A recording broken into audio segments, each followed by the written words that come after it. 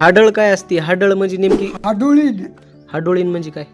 हाडोळीन म्हणजे बाळातपणात मेल्यानंतर हम्म. मग ती हाडोळीच्या जन्माला जाते. म्हणजे बाळात पण झाल्यानंतर का आधी लेकरू जन्माचे? झाल्यावर मेल्यावर झालं हम्म. आणि ती लेकरू बी मरत हम्म. आणि ती बी मरून जाते. हम्म. मग ती हाडूळ होती. हम्म. मग ती हाडूळ त्या हाडुळाला हाडूळच होतंय पुन्हा. हाडूळ म्हणजे?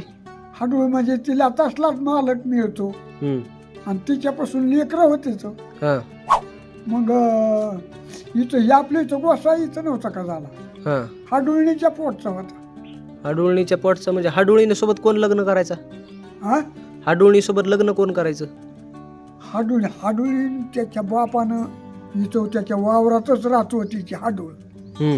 म्हणून ते मुलगं झालं. मग ती कुणाला बी दिसती का डोळ्याने? हो कुणाला बी दिसती हा. दिसते एखादी ज्याला त्या हाडुळीचं मन बसलं हम्म. की त्याला सोडीतच नाही ती. पण ती मारती की म्हणा माणसाला तर. नाही तिच्यासारखं वागल्यावर नाही मारीत. बर. हा हा हा. हाडूळ काम करते त्याचं. कशावर ओळखायची हाडोळी नाही म्हणून?